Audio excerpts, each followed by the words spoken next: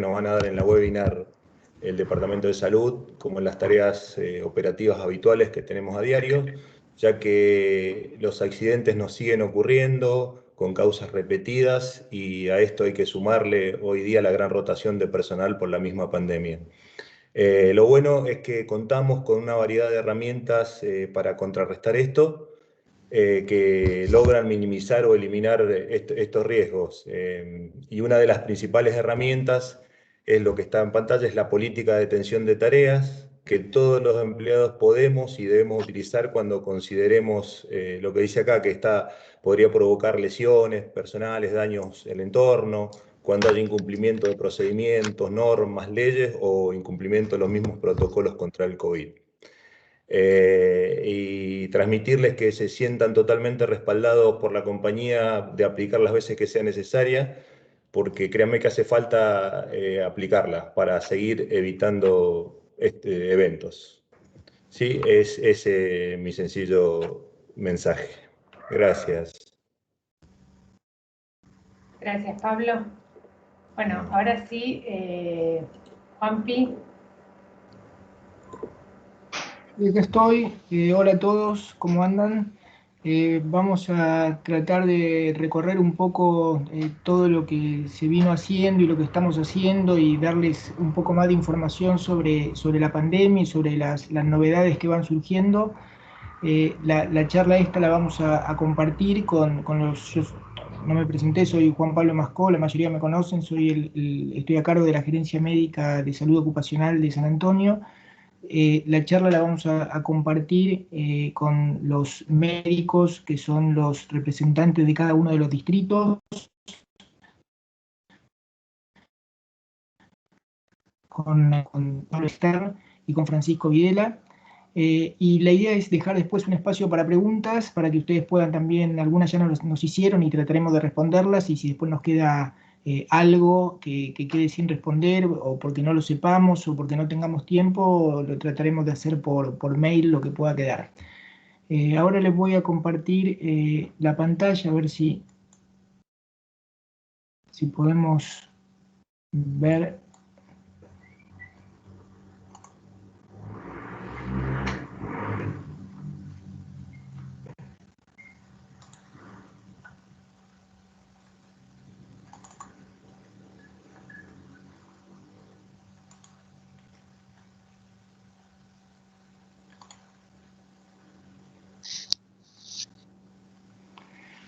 ¿Ahí están viendo?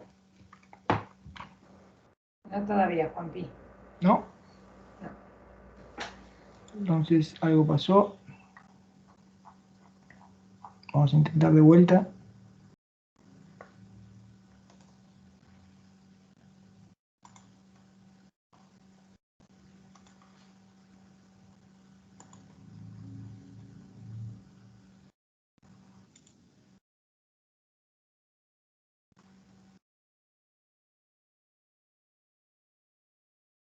Ahí estamos viendo tu escritorio. Sí. Ahí sí, ¿no?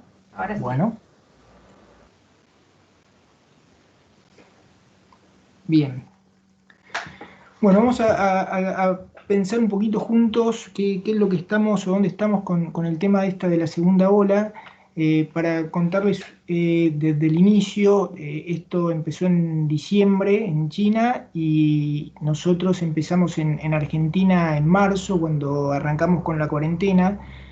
Cuando se nos presentó esta situación, que era una situación nueva, realmente el objetivo que tuvo Salud Ocupacional y la compañía en su conjunto, en este contexto, es reducir en todo lo posible la cantidad de contagios en nuestros empleados y acompañar y cuidar a quienes se enferman.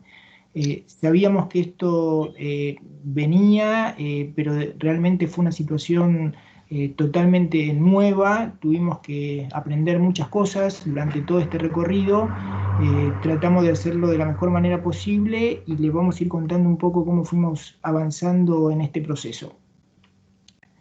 Los desafíos que se nos plantearon fueron organizar las pautas de cuidado de todos los empleados en todas las actividades.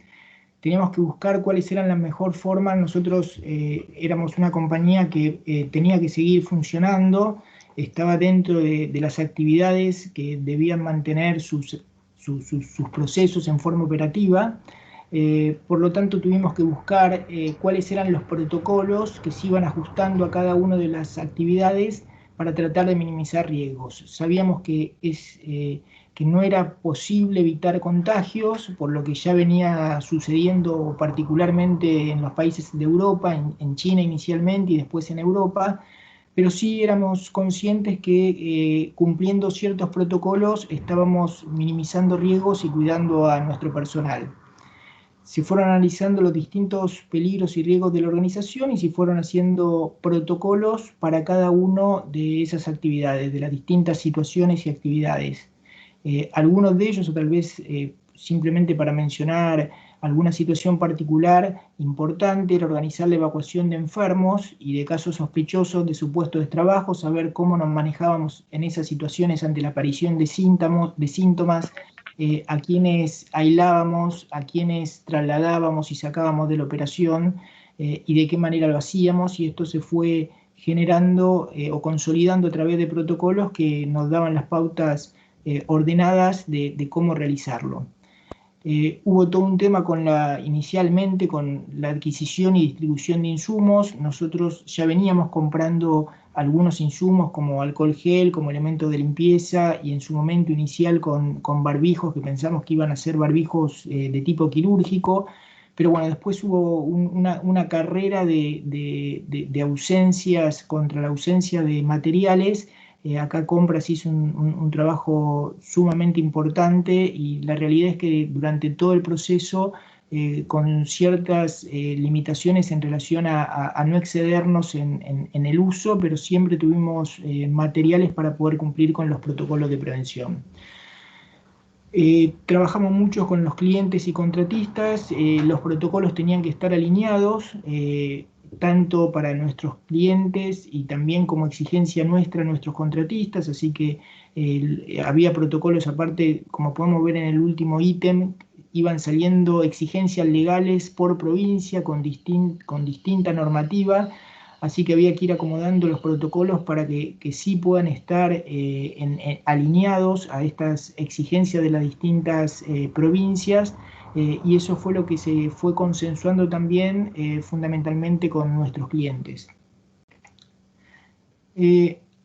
Aquí vamos a ver, aquí vamos a ver cuál fue la situación. Aquí hay un error, un segundo. Denme un segundito porque está con un error el tamaño de la imagen.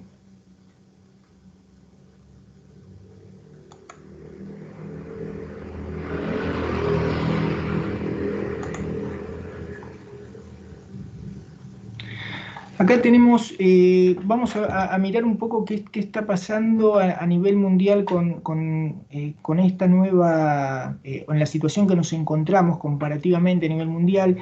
Tomamos la diapositiva relacionada con fallecimientos, porque es a lo mejor un tema duro, para poder entender la magnitud que tiene este problema. Hay cerca a 3 millones de fallecimientos, un poco más de 3 millones de fallecimientos en todo el mundo. Argentina estamos en 65.000 fallecimientos, es un número muy fuerte.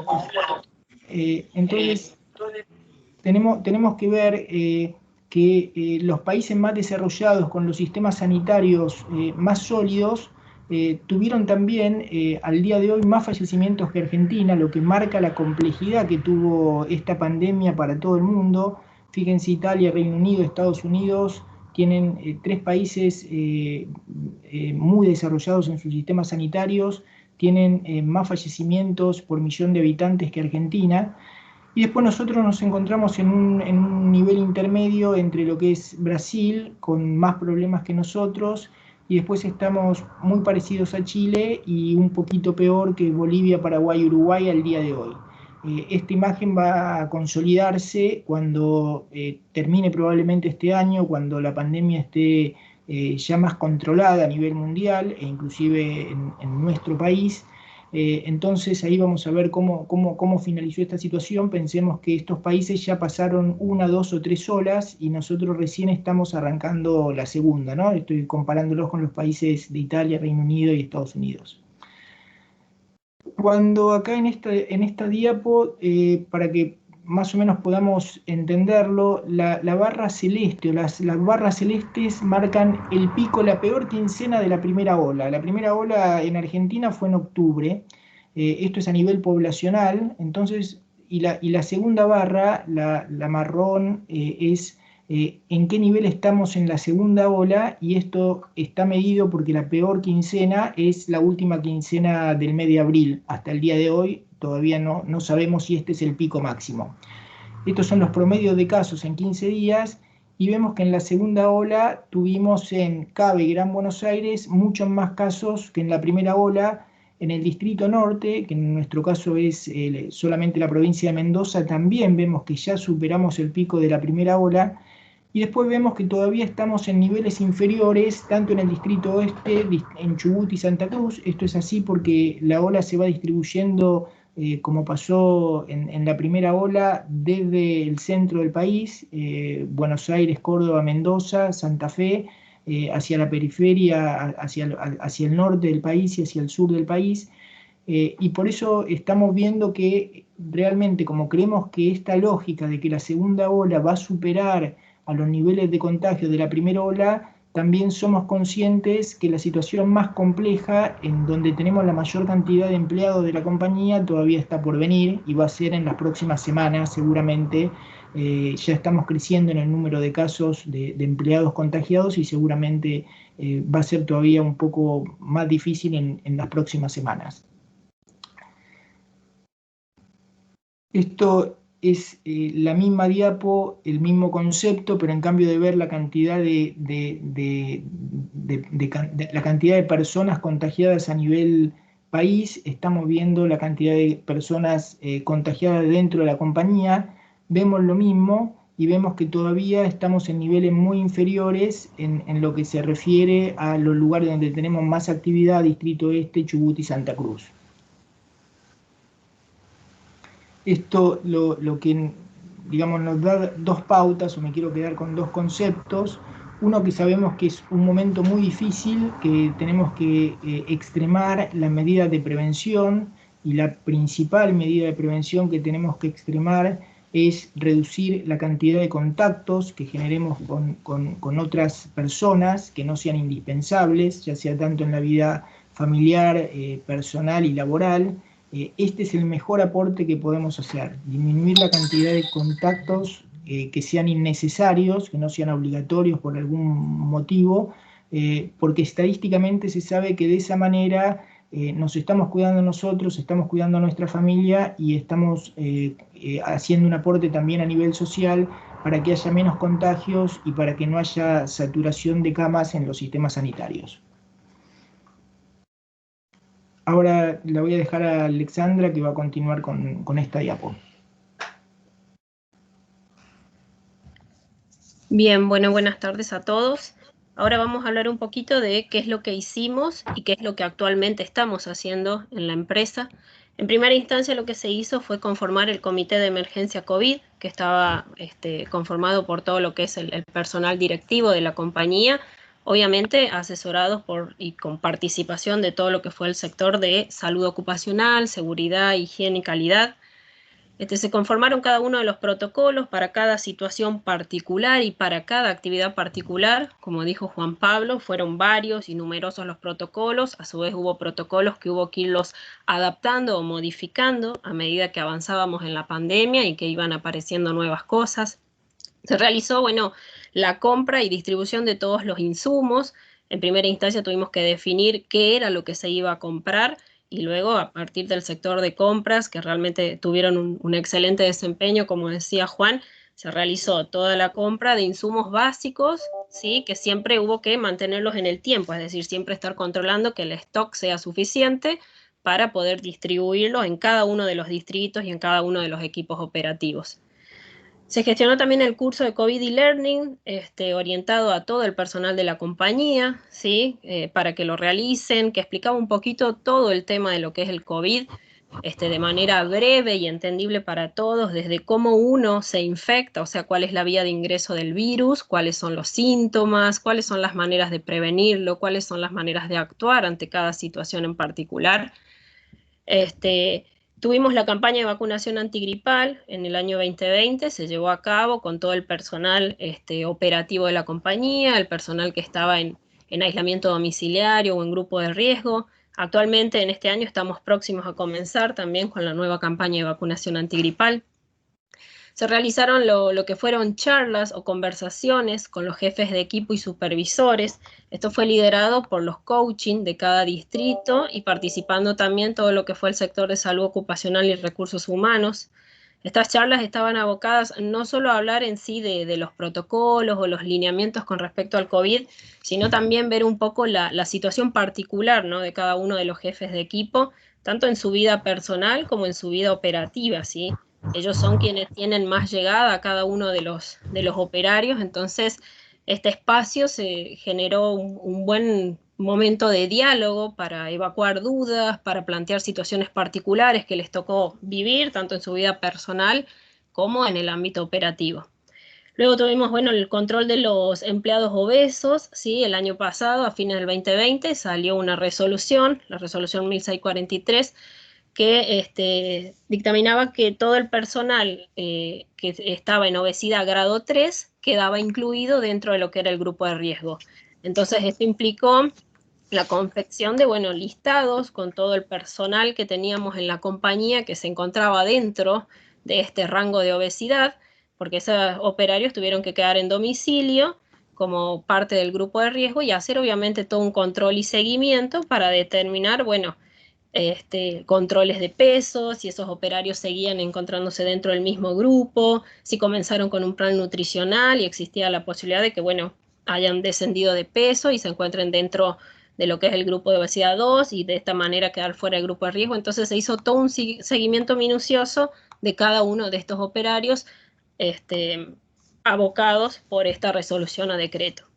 Luego tuvimos la definición médica de cada caso, ¿sí? Cada caso que fue surgiendo, se hizo en primera instancia una investigación, ¿sí?, de cada uno de los casos, mediante una comunicación telefónica con la persona, sea un caso sospechoso, sea un contacto estrecho, ¿sí? Se determinaron en base a cada situación, el personal que iba a ser necesario aislar, ¿sí? Se realizó una vez tomadas las medidas y determinados quiénes eran los que iban a tener que ser aislados, evacuados del equipo o ver en cada situación.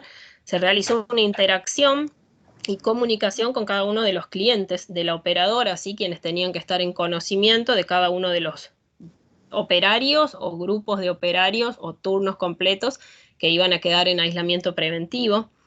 A su vez, cada una de estas personas se realizó un seguimiento médico diario, ¿sí?, mediante comunicaciones telefónicas con cada uno de ellos, para hacer un seguimiento fundamentalmente del estado clínico, ¿sí?, tanto de las personas confirmadas como COVID, como cada uno de los contactos estrechos, para ver si empezaban con algún tipo de síntoma, para ver también todo lo que era el entorno familiar o el grupo familiar conviviente, ¿sí?, para hacer una orientación tanto terapéutica de cada uno de ellos, de los pasos a seguir en cada una de las situaciones particulares que se fueron presentando.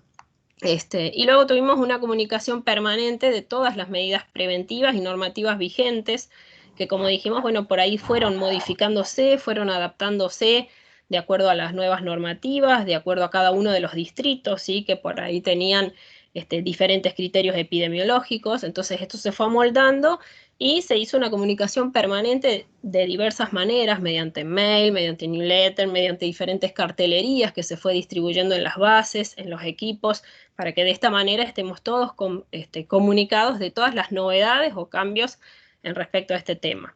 Como dato importante, acá tenemos una fecha particular que la tomamos dentro de todos los datos, que fue el 29 de octubre del 2020. Estábamos en el momento del pico de la primera ola, y en esa fecha tuvimos un control de 127 empleados que estaban aislados por ser contactos estrechos o casos sospechosos, y 50 empleados que en ese momento se encontraban cursando la enfermedad, es decir, que eran enfermos activos. Es decir, que en ese mismo día llegamos a tener 185 operarios que se encontraban en domicilio y con un seguimiento clínico diario de cada uno de esos casos particulares. Bola pasa, Juan. Ahí está. Bueno, con respecto a las principales medidas preventivas, esto se viene hablando desde un comienzo de la pandemia. Generalmente esto hubo variaciones, pero no fueron tantas. Pero sí es muy importante recordar que hay que seguir haciendo hincapié en recordar y reforzar todas estas medidas que son las que van a evitar los posibles contagios o aumentar la cantidad de contactos estrechos generados. En primera instancia tenemos lo que es el lavado de manos frecuente, ¿sí? El lavado se puede realizar con agua y jabón o con alcohol en gel. Lo importante es que el lavado se realice de forma correcta, ¿sí? Tiene que ser un lavado que se realice por lo menos durante 30 segundos, con movimientos envolventes de las manos, abarcando las muñecas, entrelazando los dedos, abarcando todo lo que es el dorso y la palma de la mano, ¿sí? De nada sirve ponernos el alcohol en gel y solo frotarnos la palma de la mano hasta que se absorbe, porque el virus puede estar contenido en cualquier parte de la mano, ¿sí? Las manos son el principal vector de la transmisión de este virus. Entonces, la técnica tiene que ser realizada de manera correcta. Otra de las medidas preventivas es no compartir elementos personales, ¿sí? Dentro de esos tenemos lo que es plato, vaso, cubiertos, el mate fundamentalmente, las botellitas de agua, ¿sí? Todos estos elementos personales pueden generar una transmisión a través de lo que es la saliva. Es por eso que estos son de uso individual y exclusivo y no se pueden compartir. Por otro lado tenemos lo que es el tema del saludo, otro tema muy importante, ¿sí? El saludo en esta situación de pandemia tiene que ser solamente verbal. No puede haber ningún tipo de contacto físico y eso es lo que por ahí está mal interpretado, ¿sí? El contacto físico es cualquiera, o sea, no es solo darse un beso o un abrazo. El darse la mano, el hacer un choque de puños también genera un contacto físico. Es por eso que hay que sacarse la idea de que el choque de puño está permitido, ¿sí? Ahí hay un contacto directo y puede haber transmisión del virus. Entonces, el saludo tiene que ser verbal y está prohibido cualquier tipo de contacto. Luego tenemos el distanciamiento, ¿sí? Respetar la distancia de por lo menos 2 metros entre una persona y otra, que eso también va a evitar la posibilidad de un contagio. Usar el tapaboca, ¿sí? Usarlo correctamente. El tapaboca tiene que cubrir nariz y boca, ¿sí? Porque si no, su efectividad no es al 100% si solo nos lo colocamos tapando la boca, ¿sí? Hay que cubrir las dos cosas, nariz y boca al mismo tiempo, por eso tienen ese formato y esa confección. Luego tenemos el hecho de no asistir a las bases de forma innecesaria, como decía Juan Pablo. La finalidad de esto es evitar la cantidad de contactos que generamos. Si existe la posibilidad de trabajar desde el domicilio con home office, hay que evitar en la medida de lo posible el asistir de forma innecesaria y el transitar de forma innecesaria por la base para de esa manera evitar generar mayor cantidad de contactos. Esto no solo en el ámbito laboral, sino también en la vida cotidiana de nosotros, ¿sí? Evitar asistir a lugares de forma innecesaria y tratar de restringir, quedarnos en la casa para generar la menor cantidad de contactos posibles. No presentarse a trabajar con ningún tipo de síntoma, por más mínimos que sean, cualquier tipo de síntoma que los operarios presenten, sea dolor de cabeza, fiebre, dolor de garganta, tos, dolor corporal, ¿sí? Dar aviso al sector correspondiente, sea al sector de medicina laboral, recursos humanos o al supervisor inmediato, y no presentarse a trabajar, quedarse en su domicilio y recibir el asesoramiento correspondiente, ¿sí? Ya sea comunicarse con su obra social, con el sector de epidemiología o con el propio sector médico de la compañía, quienes le darán los pasos y las indicaciones a seguir de acuerdo a cada situación. Ventilar bien todos los espacios y ambientes, tanto en el ámbito laboral como domiciliario, ¿sí? En la medida de lo posible, siempre tener ventanas abiertas, puertas abiertas, airear y ventilar todos los ambientes y espacios, ¿sí? Esto también hace que se reduzca la posibilidad de contagio. No tocarse lo que es la boca, nariz y ojos, ¿sí? La puerta de ingreso del virus es a través de las mucosas. Es por eso que es muy importante que si uno le pican los ojos o necesita realmente quitarse el tapaboca y tocarse los ojos, nariz o boca, siempre previamente lavarse de forma correcta las manos para evitar el posible ingreso del virus. Y luego tenemos mantener los cuidados de limpieza y desinfección de cada uno de los ambientes y fundamentalmente de todo lo que son los espacios compartidos, tanto en el ámbito laboral como domiciliario. Es muy importante siempre mantener la limpieza para evitar de esa manera la propagación del virus.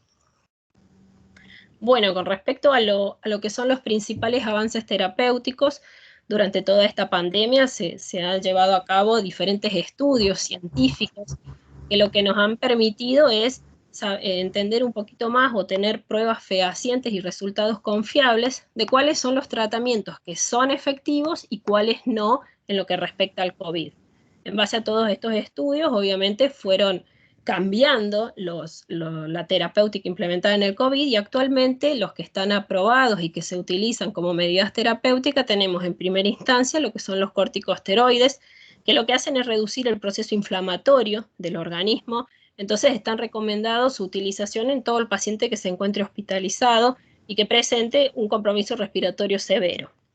Luego tenemos los anticoagulantes, ya que se ha comprobado que el virus tiene la capacidad de dañar el revestimiento de los vasos sanguíneos. Entonces, por ese motivo, toda persona que termina internada por el tema del COVID, sin importar la gravedad, sea moderado o severo, se implementa dentro de la terapéutica lo que son los anticoagulantes. Luego tenemos el plasma de convalecientes. El plasma es la parte de la sangre que contiene en sí los anticuerpos.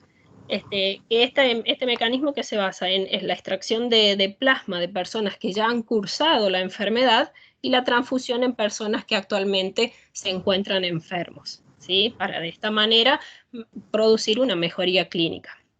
Luego tenemos los antivirales.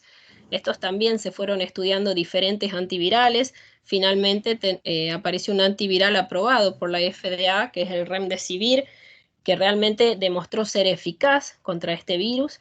El tratamiento con el uso de estos antivirales se realiza únicamente en pacientes hospitalizados con COVID y lo que producen fundamentalmente o el beneficio que tienen es que mejoran los tiempos de recuperación, es decir, el paciente se recupera más rápido, hay menos probabilidades de que la enfermedad progrese o se torne severa y obviamente hay una mayor mejoría clínica de cada uno de estos pacientes.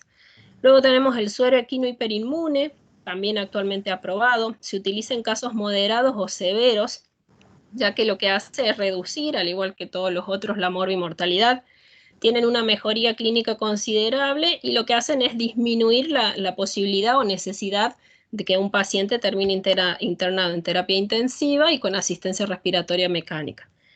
Luego tenemos los anticuerpos monoclonales específicos, que son versiones del plasma de convalecientes, pero ideadas en un laboratorio de manera artificial, ¿sí? Lo que se hace es, mediante el laboratorio, se seleccionan los anticuerpos que mejor bloquean al virus del SARS-CoV-2 y de esta manera se forman estos anticuerpos.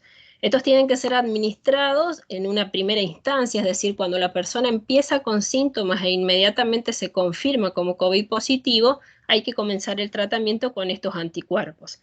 Las limitaciones que estos presentan es que, bueno, el suministro es limitado, fundamentalmente por un tema de costos, y es por eso que se utilizan o están aprobadas su utilización únicamente en los pacientes que presentan un riesgo alto de enfermarse con COVID. Y luego tenemos una serie de medicamentos que por esta situación particular de emergencia se han comenzado a utilizar, que actualmente su eficacia y seguridad no está 100% comprobada y que siguen en estudios científicos controlados para determinarlo, pero que sí está aprobada su utilización según el criterio médico y la situación particular de cada uno de los pacientes. Dentro de estos, por ahí los más nombrados o conocidos son la ivermectina, las nebulizaciones con ibuprofeno o la vitamina D. Es decir, que esto va a depender del criterio particular del médico tratante y de la situación particular de cada una de las personas de si se determina su utilización o no. Bueno, ahora le voy a dar la palabra a Francisco Videla, que va a continuar con el tema de lo que es vacunas. Buenas tardes a todos, yo soy Francisco Videla, soy el médico para la Regional Oeste de San Antonio. La parte que nos toca ahora hablar un poco de la actualidad de vacunas. Es una campaña que se ha iniciado este año en virtud de de la disponibilidad que tenemos de vacunas a nivel país y a nivel mundial, se ha ido haciendo una disposición gradual de las dosis de vacunas con la que se contará en el transcurso de la campaña. Por lo cual fue necesario establecer un orden de prioridad para los grupos de la población a vacunar en cada una de las etapas en las medidas que se vayan proveyendo vacunas. En esa primera instancia se pusieron dos grupos. El primer grupo habla de un riesgo de exposición y función estratégica. El segundo grupo relacionado a enfermedades graves o factores de riesgo. En el primer grupo, por exposición, obviamente el personal de salud, Fuerzas Armadas, seguridad, personal penitenciario. También se incluía el personal docente y no docente para el inicio de actividades educativas en forma presencial. Y otras poblaciones definidas como estratégicas según jurisdicciones y disponibilidades locales. Para los grupos de riesgo por enfermedades graves, se incluyeron en primera instancia los mayores de 70 años, personas con mayores residentes en hogares de ancianos. En segunda instancia fueron al grupo de mayores de 60 años a 69. Y en la tercera etapa pasaron al grupo de adultos de entre 18 y 59 años de edad, con grupo que pertenecía al grupo de riesgo de COVID, que están normatizados en la resolución del Ministerio de Salud. Si bien esto es escalonado, no imposibilitó que la provisión se fuera haciendo aleatoriamente. O sea, no es que primero se vacunan todos los médicos, todos los policías, todos los docentes y después recién se pasa, sino que se fue solapando a la realidad de cada una de las situaciones, teniendo en cuenta que esta vacuna es voluntaria. El objetivo de vacunar es lograr la prevención de hospitalizar y las formas graves de los casos de COVID, teniendo en cuenta que la vacuna no evita las formas leves o moderadas de enfermedad de COVID, pero hablando un poco de eficacia, lo que sí demostraron todas las vacunas que actualmente han cumplido con los ensayos clínicos y han superado la fase 3 a nivel mundial y lo que evidencia la Organización Mundial de la Salud, estas aprobaciones hablaron de eficacia en 100% de disminuir estos dos puntos, la reducción de la mortalidad y la prevención de hospitalizaciones, que es lo que hoy, como verán, es lo que más está apuntando las mediciones de cuánta disponibilidad en la atención médica tenemos, y creo que es el punto crítico en salud, llegar a darle asistencia médica a todos. Las vacunas que hoy el Ministerio de Salud está avalando y proveyendo a la población son estas cuatro: la vacuna rusa, la Sputnik V, la Covishield, Sinopharm y AstraZeneca. Exceptuando la Sinopharm, verán que todas están hechas de un vector viral no replicado, mientras la Sinopharm es un virus inactivado, un poco más común a lo que usamos las vacunas localmente acá en el país para el otro tipo de vacunación.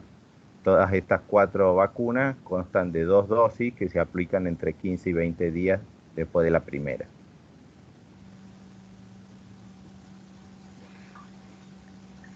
Esta es una gráfica que muestra a nivel poblacional Argentina, lo medimos al 10 de mayo del 2021, donde en la línea verde superior se puede ver que hasta esa fecha la curva marcaba que la población que recibió el esquema completo de vacunación llegaba al 3,1%, pero se estaba priorizando mucho más aplicar la primera dosis al menos a la mayoría de la población, por lo cual van a ver que la curva de una dosis llega al 17,2%.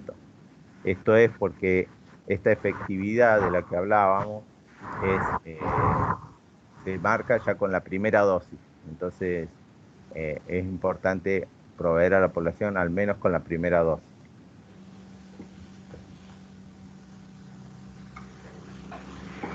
Algunas recomendaciones o acotaciones respecto a las vacunas. Las personas vacunadas deben mantener los mismos protocolos de cuidado que la población general.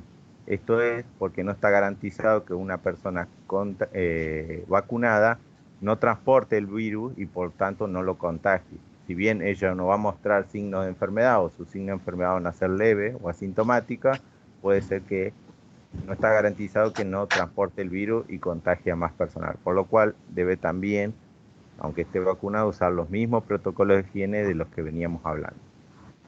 Aún vacunado, los contactos estrechos de personas enfermas deben cumplir obligatoriamente los 10 días de aislamiento.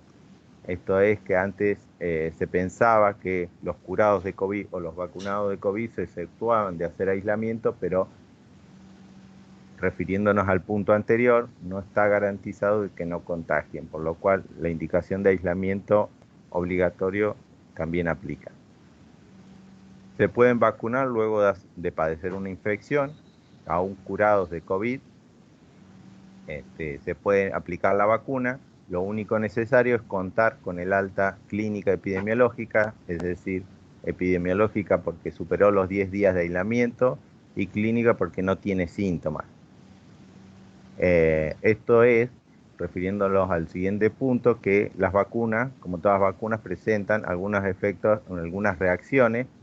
El 40% de las vacunas presentan en general algún síntoma asociado, cefalea y fiebre son los más comunes, entonces no hay que confundir que estos síntomas vienen por la enfermedad en curso o por acción de la vacuna. Entonces se recomienda que esté asintomático, o sea, con alta clínica, para poder hacerse la vacuna, porque es obligatorio también hacer un reporte de todos los efectos secundarios que uno presenta después de vacunado.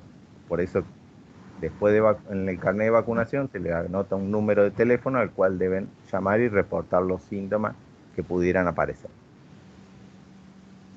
Y otro tema que era controversial, que en su momento para los curados se medían los test de anticuerpos para ver si teníamos anticuerpos después de habernos contagiado, haber cursado la enfermedad de COVID, no sirven esos anticuerpos para medir la respuesta de la vacuna, ya que son específicos de otra parte del virus y no nos servirían para medir el efecto de la vacuna.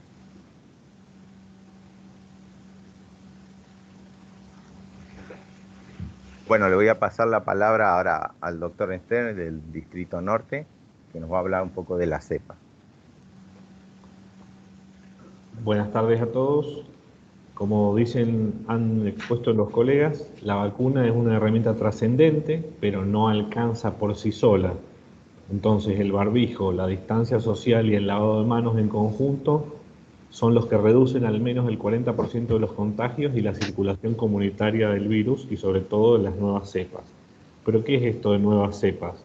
Bueno, justo cuando pensábamos que ya sabíamos lo que era el virus, porque ya llevamos un año en el tema, ya tenemos medicamentos que los pueden estar curando al paciente y ya tenemos las vacunas que están demostrando que funcionan, aparecen estas nuevas cepas, la que sigue.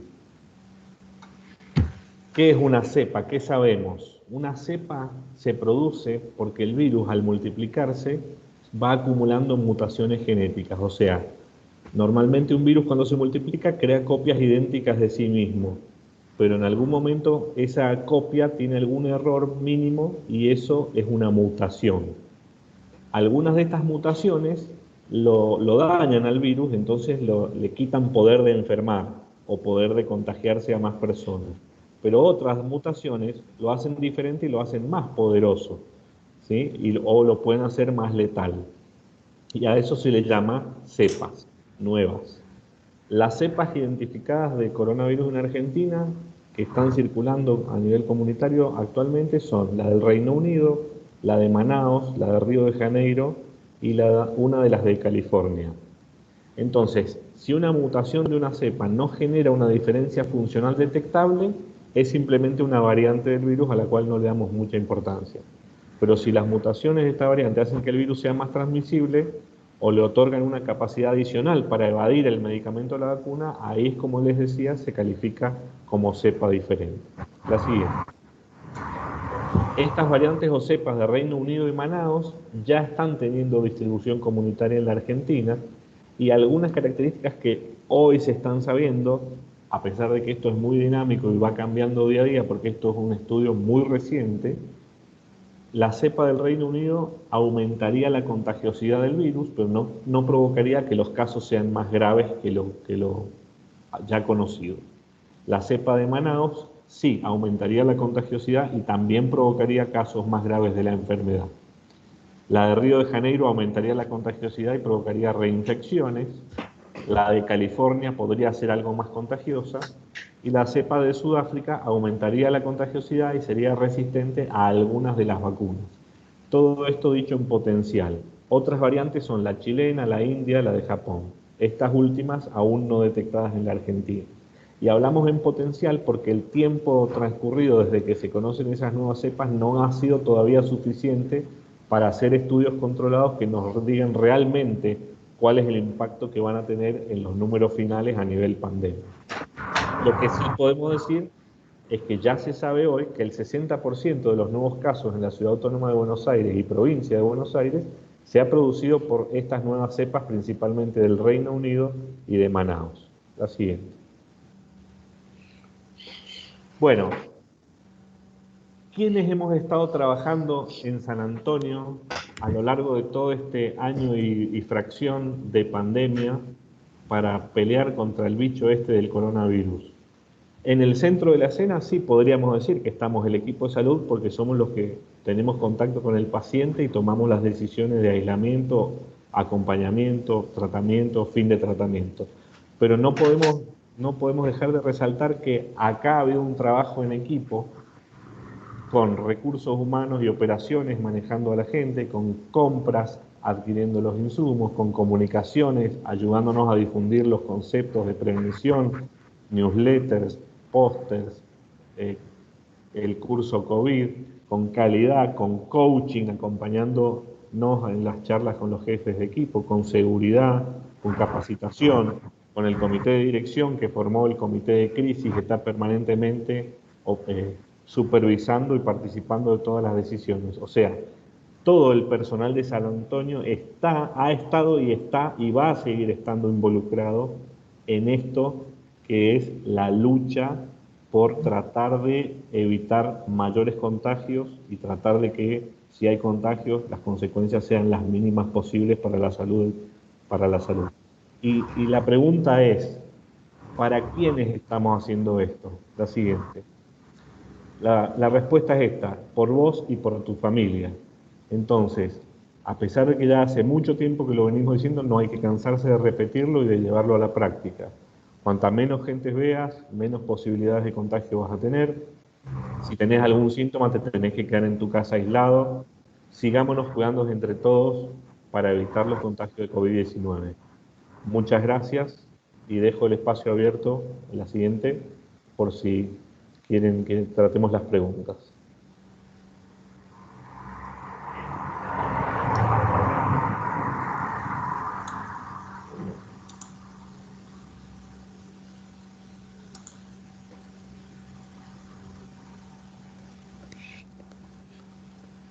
Buenas tardes, Pablo Duca habla. Buenas tardes a todos. Pablo, quería hacerte una consulta. ¿Por qué mutan los virus? ¿A qué se deben las mutaciones? Bueno, los virus son cadenas de principalmente ácidos nucleicos, ARN, ADN. Y su multiplicación implica pasaje de códigos de un virus al otro.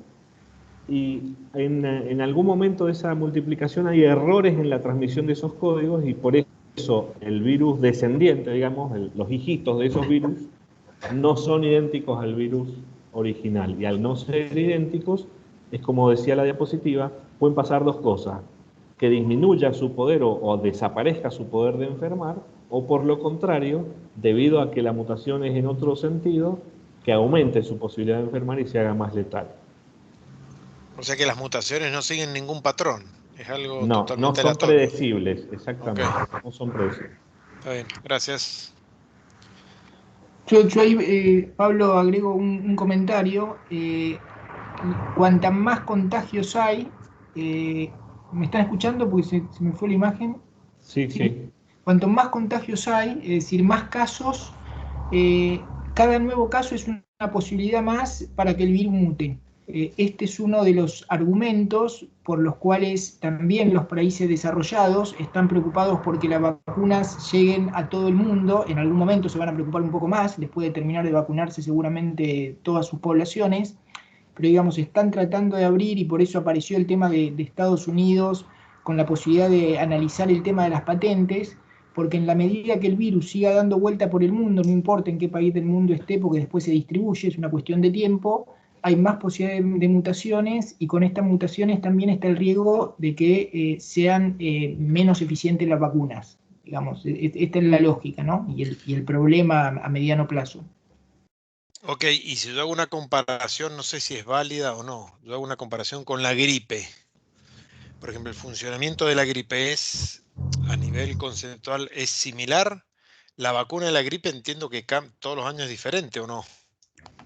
Sí, todos los años es diferente también, porque hay mutaciones, porque hay cepas, y porque lo que se vacuna es contra las 3 o 4 cepas que estuvieron más presentes en el lugar opuesto, digamos, si estamos en el hemisferio opuesto, sería Okay. Cuando se vacuna en América, se vacuna contra las cepas que en el invierno anterior estuvieron más presentes en Europa, y viceversa, digamos, se van cambiando las cepas año a año. Ok, gracias.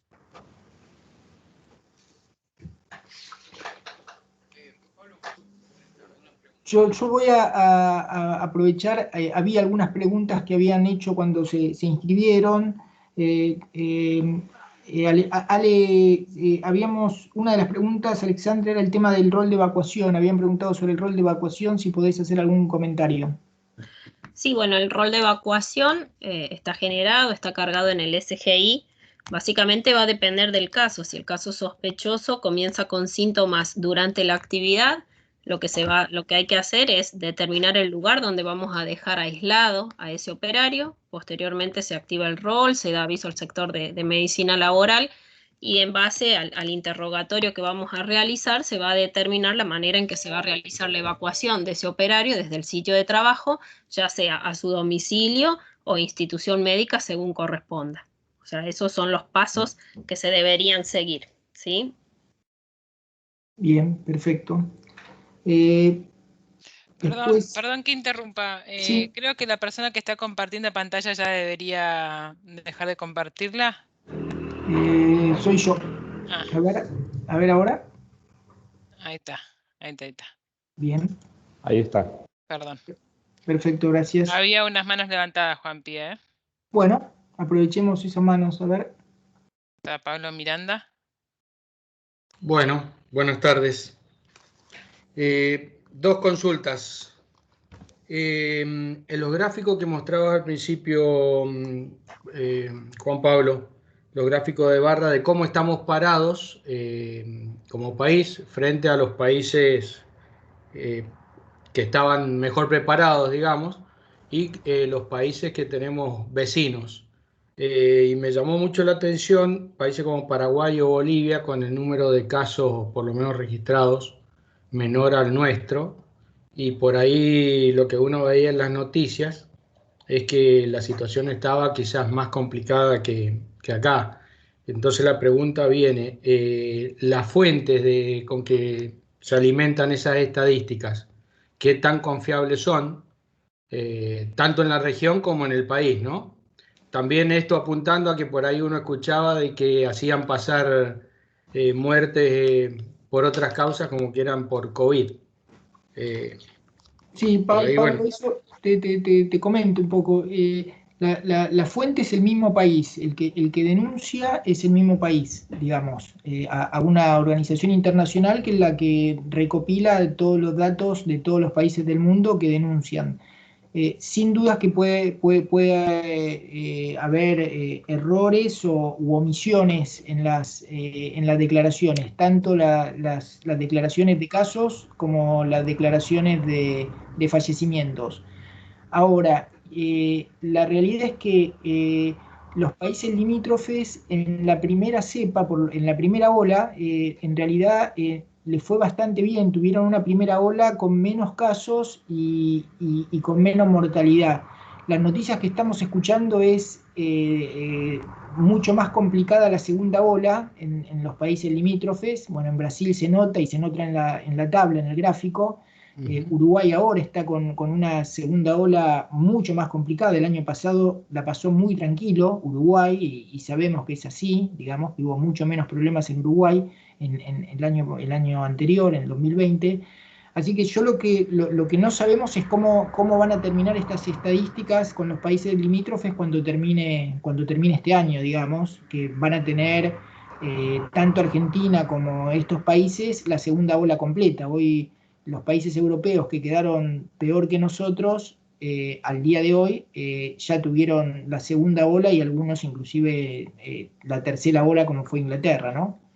Así que bueno, esos son los datos que hoy por hoy figuran a nivel internacional. Bueno, gracias. Y Juan Pablo. disculpame, la otra consulta, el tema de la vacunación. Decías que bueno, la persona debía haber pasado 10 días desde si había sido positivo, qué sé yo, para vacunarse. ¿Qué pasa si la persona se vacuna sin saber de que es positivo? ¿Cómo puede afectarlo la vacuna? ¿Lo puede favorecer? ¿Lo puede perjudicar? ¿Se sabe? ¿No se sabe? No, en realidad no está planteado, digamos, porque no está planteado hacer ningún test, ninguna valoración. Mientras no tengas síntomas, te van a vacunar igual, digamos, porque uno no tiene que hacerse un hisopado para vacunarse. Así que mientras no tengas síntomas, que no estés cursando la enfermedad con el proceso inflamatorio agudo que se manifiesta a través de síntomas, no debería pasar nada, pero tampoco conozco de que haya ningún estudio en ese sentido. Lo que sí sé es que no hay que hacer ningún estudio específico para ver si uno está cursando la enfermedad en forma sintomática al momento de vacunarse. De la misma manera que cuando tenés la enfermedad reciente y dejaste de tener síntomas, estás habilitado para vacunarte. Ok, gracias. Permiso, Juan Pablo. Voy a pasar a responder Sí. algunas preguntas en el chat. Dale.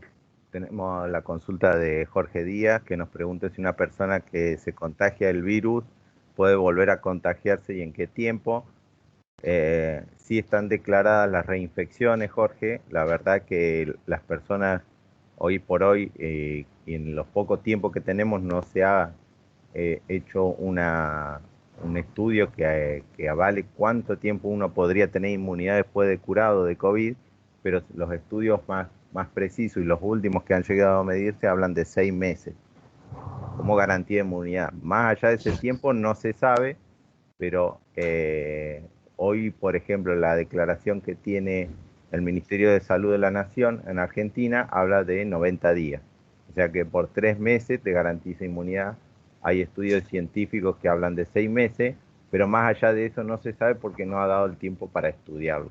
Pero seguramente con el paso del tiempo lo vamos a ir teniendo novedades en este sentido. Después, permiso.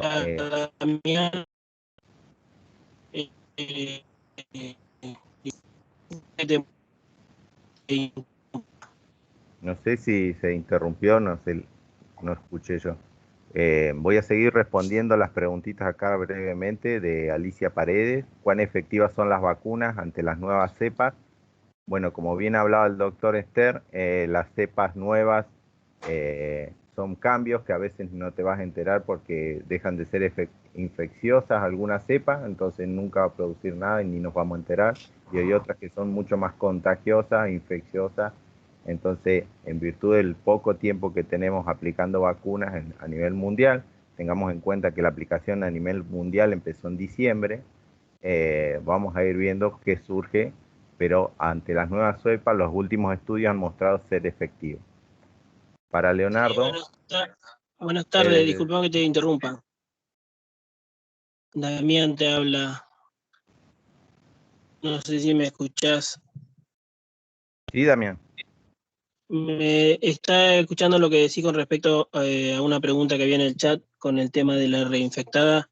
Te comento, yo soy empleado de San Antonio, tuve doble COVID y creo que un tercero por estudio de PCR, en 2 COVID confirmado con hisopado positivo en menos de 3 meses. O sea que eso creo que es relativo. Ante eso tuve la oportunidad de vacunarme la semana pasada, haciéndome estudios que me dieron la posibilidad, y creo que las estadísticas por ahí no son tan inciertas, digamos, a razón de cada caso personal que uno vive con respecto a esta pandemia, digo yo. No sé si usted está de acuerdo con eso. Yo en el caso particular mío, yo tuve 2 veces COVID en menos de 3 meses, con hisopado. Y el último PCR me daba que no sé si lo tuve 3 veces. Bien, muchas gracias, Damián. La verdad que es llamativo tu caso, pero como vos bien decís, son estadísticas. No habla de situaciones puntuales, sino los estudios hablan del general poblacional en estudio, y haciendo un poco la omisión de casos que se pueden dar como el tuyo. Sí, también estaba escuchando con respecto a los medicamentos, todo eso. Es más, yo no he tomado nada en todo el tiempo que estuve, prácticamente solamente fue reposo y fue evolucionando la enfermedad de acuerdo a su tiempo, digamos. Después sí me han recetado otras cosas y bueno, y todo cuidado.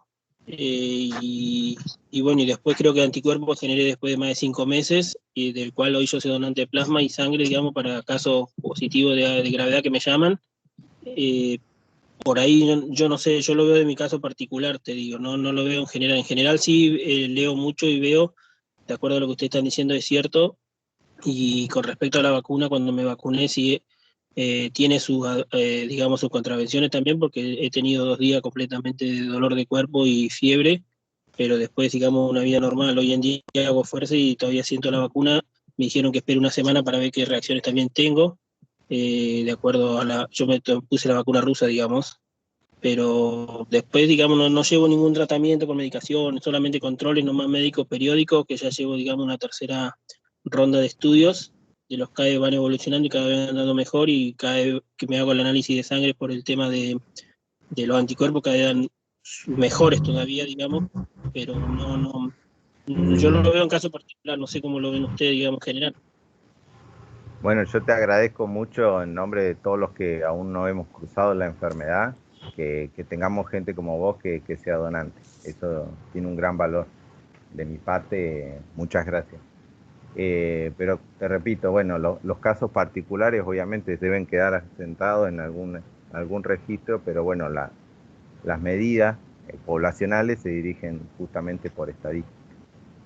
Correcto, sí, lo veo también de ese lado, porque en forma particular prácticamente te digo, cuando yo fui a hisoparme por segunda vez, o no, por tercera vez, por la segunda vez bajé directamente, fui sin síntomas a trabajar y bajé con síntomas del trabajo, conozco el protocolo, cómo se hace, de bajando del trabajo con síntomas y con un hisopado positivo, y como te digo, no tenemos un registro. Yo me fui a hisopar nuevamente y como que era la primera vez que me iba a hisopar. Los COE locales no actúan, digamos, de forma directa con las empresas o de forma particular, solamente te dicen tenés COVID, no te dicen, no estuviste el mes pasado acá, digamos, haciéndote un hisopado, ¿no? Como que se les borra el registro, no sé si semanal o mensualmente, porque yo la segunda vez que fui no había pasado 3 meses y no tenía un registro, que yo ya me había tenido COVID dentro de ese tiempo.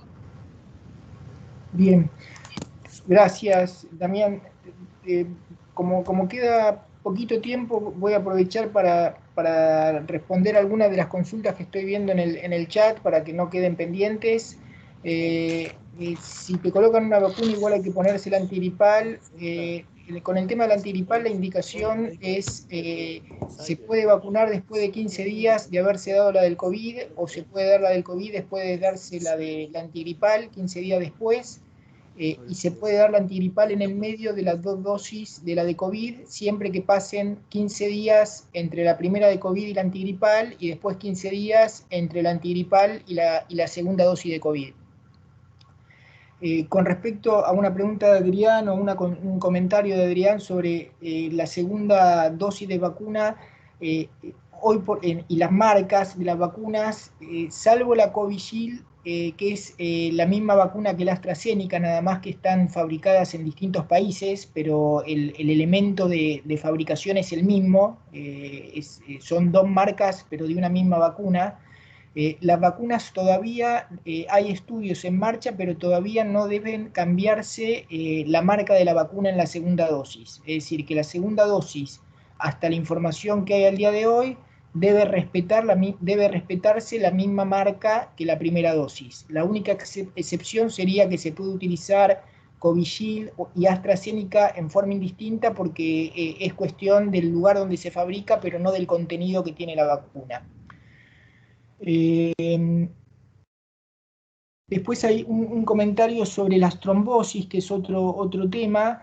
Sí es cierto, se han visto o se han denunciado la posibilidad de que hubiese trombosis, relacionadas con la vacuna. Trombosis es que se tapan vasitos sanguíneos y esto puede dar, depende del lugar donde se tape el vasito, puede dar situaciones graves, que pueden ser por tromboembolismo pulmonar o por accidentes cerebrovasculares, depende del tipo de vaso que se tape y en qué lugar del organismo se tape.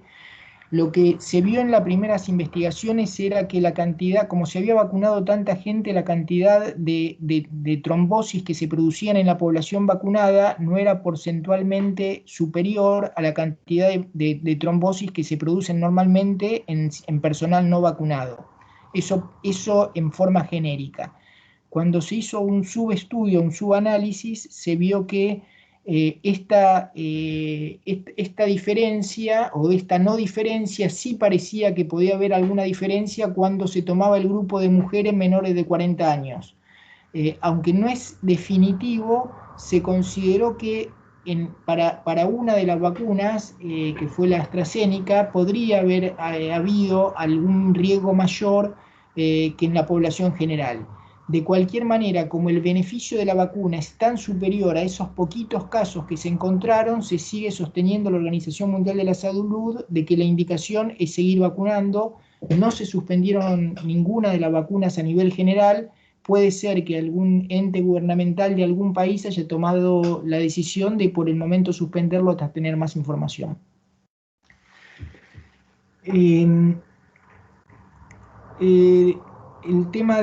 Otro tema que es el tema de la oxigenación cuando se cursa la enfermedad, está la posibilidad de que algunas personas se controlen, inclusive en su casa, con un saturómetro, que son elementos portátiles de fácil utilización, para ir viendo cómo están evolucionando en su enfermedad, puedan tener un saturómetro y puedan estar haciéndose mediciones, así como se mide la temperatura, también se pueden medir la saturación de la sangre, es decir, qué nivel es la oxigenación de la sangre.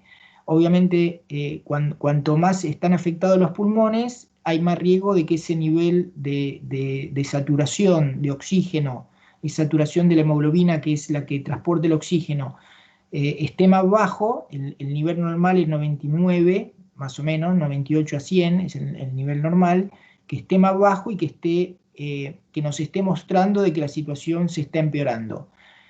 Normalmente de 95 a 100 uno puede tener un poco de congestión pulmonar por el COVID, puede bajar un poquito la saturación, es aceptable. Hay que mirar si hay algunos otros síntomas, fundamentalmente fiebre y estado general. Por debajo de 95 hay que estar alerta, tiene que estar enterado el médico que nos está siguiendo la enfermedad, de que uno está saturando por debajo de 94, a eso habitualmente se le agrega algún ejercicio, si todavía baja más, en la medida que caminamos, por ejemplo, que hacemos una cantidad, un minuto caminando, para ver si todavía eso está deteriorándose más. Y ya en nivel de 92 hay algunos protocolos que en nivel de 92 la persona debería estar internada recibiendo corticoides. Eso es a grandes rasgos cómo se maneja la saturación de oxígeno. De cualquier manera esto hay que seguirlo con el médico que está controlando el COVID.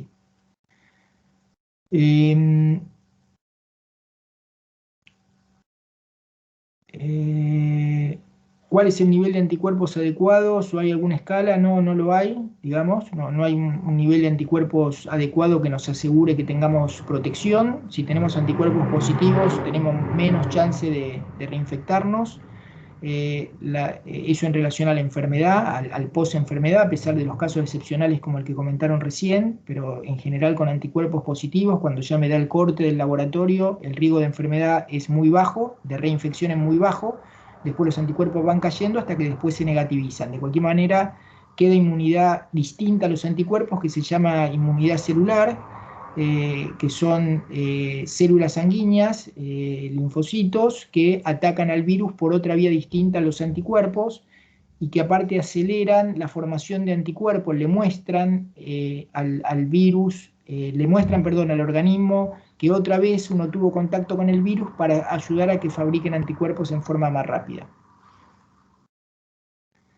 Yo no sé si estamos acá, si queda alguna respuesta para compartir después, ¿qué les parece?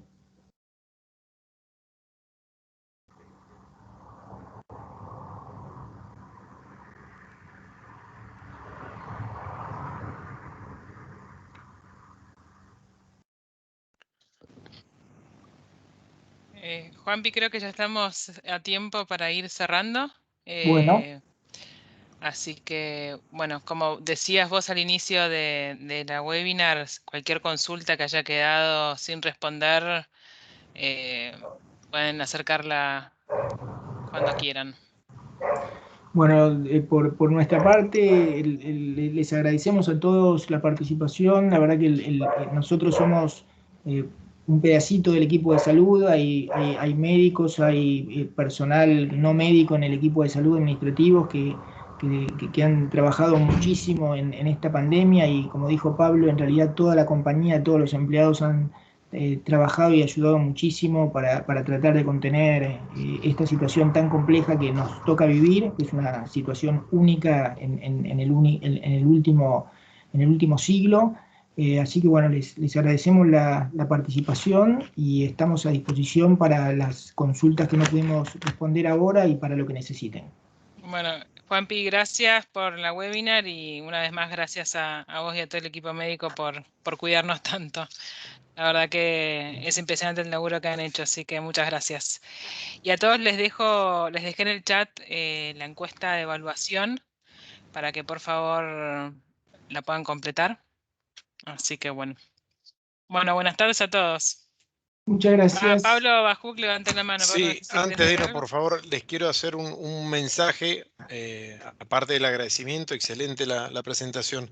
A todos, por favor, transmitan que no hay ninguna represalia por si alguno tiene algún síntoma o que tenga miedo de avisar si tiene síntomas de COVID. Nos ha pasado que hemos tenido gente que por tener algún temor inexistente, por el aviso de tener síntomas y que después han sido casos positivos y demás, se ha terminado sin la intención de contagiar, ha terminado contagiando compañeros de trabajo y eso por supuesto nos se ha perjudicado a cada uno, principalmente a su familia y a la empresa, digamos, a los compañeros de trabajo. Entonces no tengan miedo en decir, no hay ninguna represalia por el hecho de tener COVID. Así que les pido por favor que avisen si tienen síntomas, piensen en sus familias, piensen en sus compañeros de trabajo y no tengan miedo en avisar. La compañía está para apoyar a todos los que tengan este problema o algún posible contagio, sospecha y demás. Así que nada, quería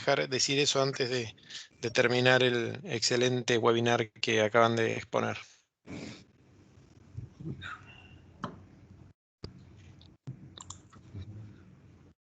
Y nada más. A todos, muy bueno. Muchas gracias. Chao, adiós. Gracias. Gracias a todos. Gracias, hasta luego. Hasta luego, muchas gracias. Muy bueno, gracias.